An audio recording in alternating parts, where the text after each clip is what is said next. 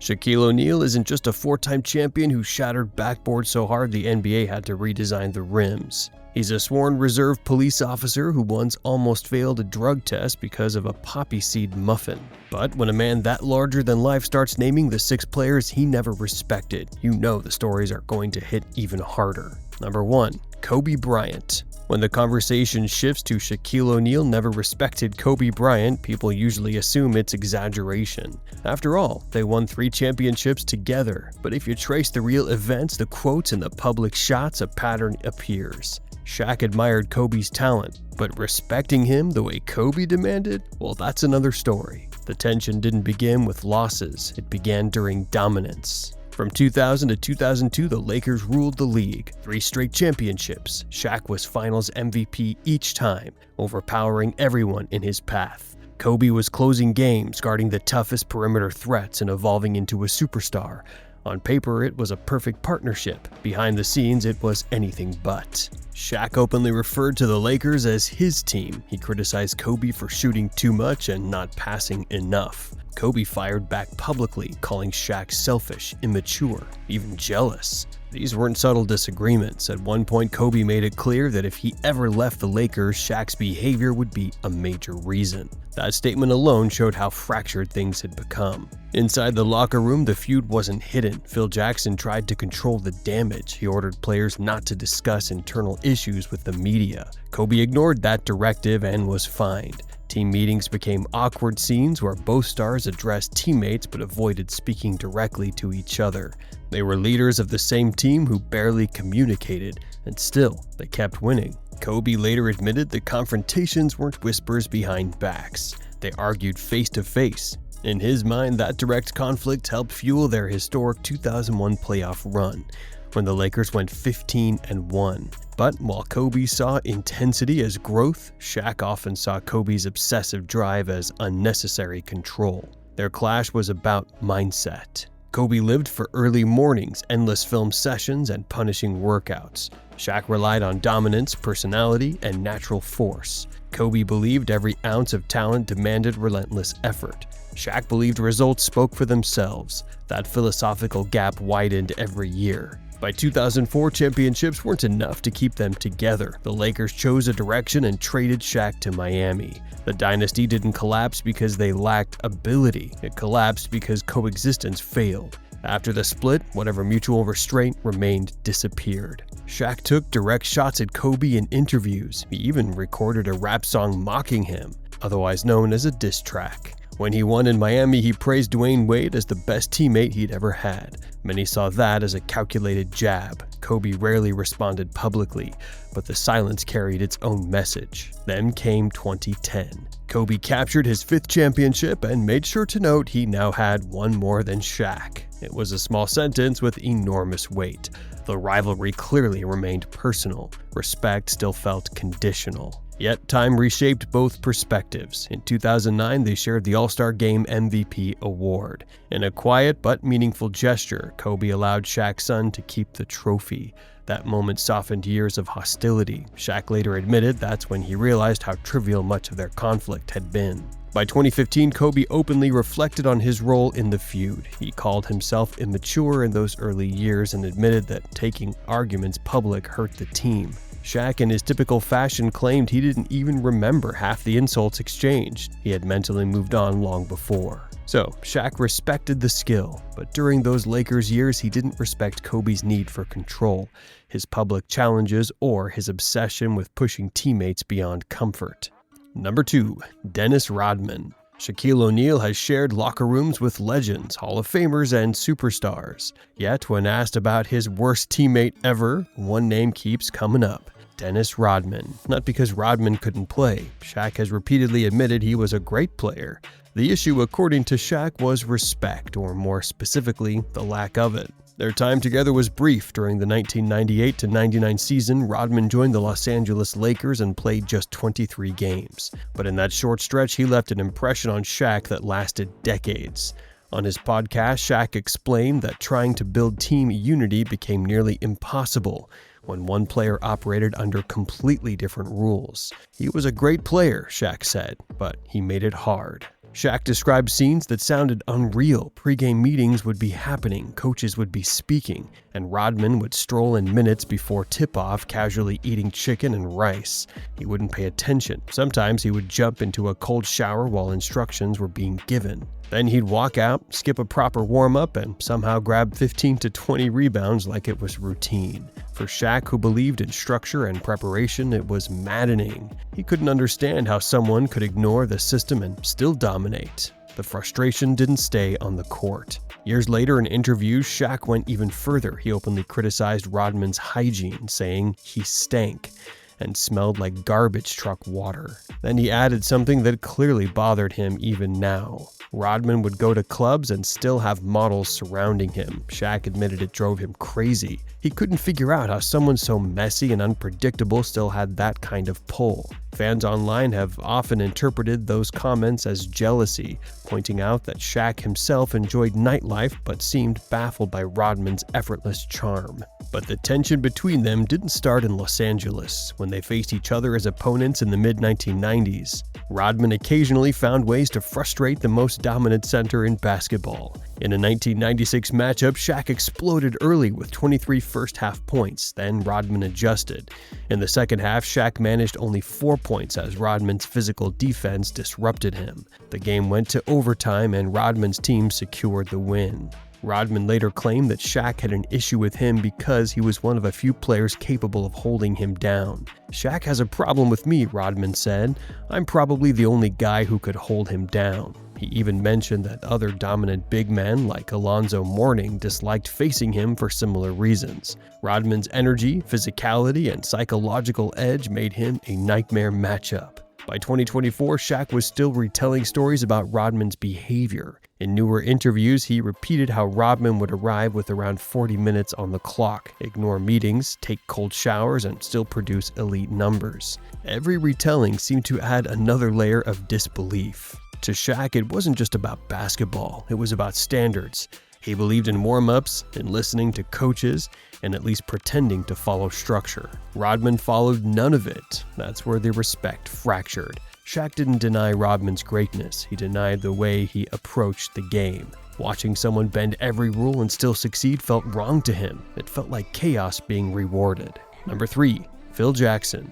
When people celebrate the Lakers' 3 straight championships from 2000 to 2002, they usually frame it as perfect harmony. Phil Jackson, the Zen master guiding Shaquille O'Neal to greatness. But if you look closely at the real events, the real quotes, and the real tension, a different picture starts to form. One where Shaq played under Phil, but never fully respected him. It's ironic because Shaq was one of the loudest voices pushing for Jackson to be hired in the first place. Before Phil arrived, the Lakers had talent but lacked a commanding presence. Shaq told Jerry West to bring Jackson in, even if they didn't fully embrace the triangle offense. He believed the team needed a general who wouldn't panic. Jackson had already won 6 championships with the Chicago Bulls. His resume demanded attention. But demanding attention isn't the same as earning personal respect. When Phil first met Shaq, he laid down strict conditions. No rap videos, no commercials, no outside distractions. Just basketball. Jackson promised him that if he committed fully, he would win MVP and championships.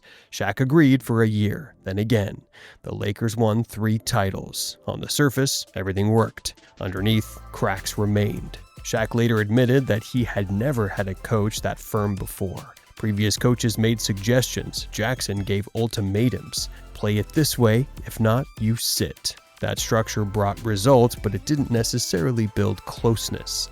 Shaq followed instructions, but he still did things on his own terms. The biggest example? Conditioning and preparation. Phil believed total commitment mattered. Shaq, despite being the most dominant force in basketball, often reported to camp out of peak shape. Then came 2002. Shaq delayed toe surgery and famously said he got hurt on company time, so he would recover on company time. That comment didn't just frustrate Kobe Bryant, it quietly clashed with everything Jackson valued. For Phil, basketball wasn't a part-time focus, it was an all-in standard. If Shaq truly respected that philosophy, would he have approached recovery that way? Even in moments when Jackson defended him publicly, the dynamic felt layered. In 2001, Shaq finished third in MVP voting behind Allen Iverson and Tim Duncan. Jackson called it a real slap in his face to the most dominant player in the game. It sounded supportive, but Phil was known for mind games.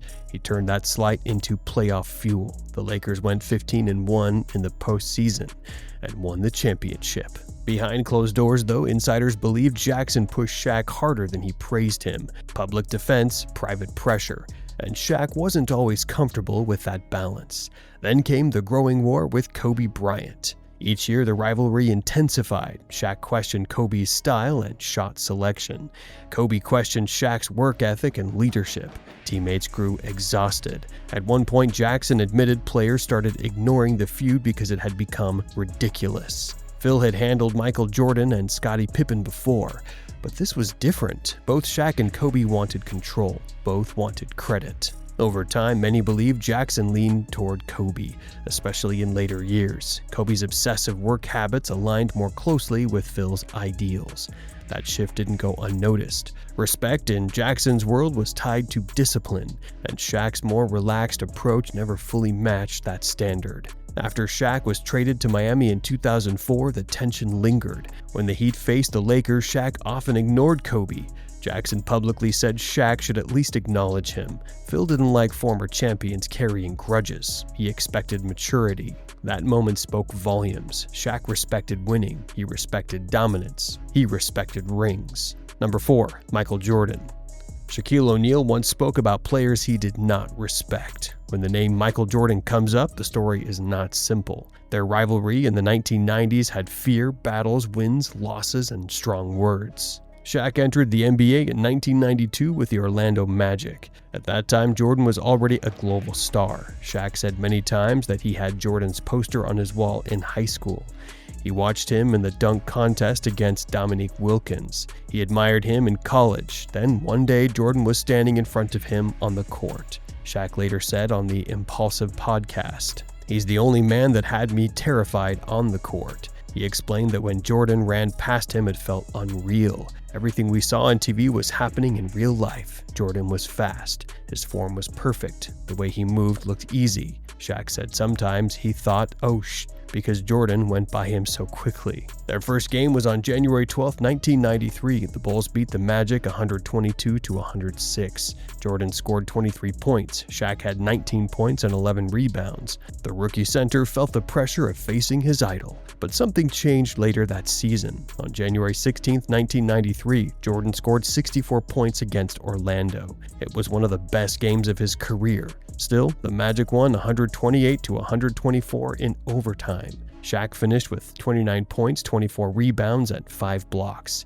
Years later, Shaq joked on Instagram, "Michael was lucky I wasn't guarding him." That comment showed confidence. It also showed that Shaq was no longer scared. Over time, they played 21 total games against each other. Jordan won 12, Shaq won 9. In the playoffs, Jordan led 6-4. Jordan averaged 28.7 points against Shaq. Shaq averaged 25.2 points and 13.2 rebounds against Jordan. The numbers were strong on both sides. Then came 1995. Jordan returned from retirement after 21 months away. The Bulls reached the second round of the playoffs. They faced Shaq and the Magic in the Eastern Conference semifinals. Many people thought Chicago would win. Orlando won the series 4-2. Shaq averaged 24.3 points and 13.1 rebounds. After one game, when Jordan scored 40 points, Shaq said, "He's the real Superman and I am a real Superboy." That was respect, but it was also competition. Shaq said beating Jordan in that series was special. He called himself the guy to beat Jordan before his 1998 retirement.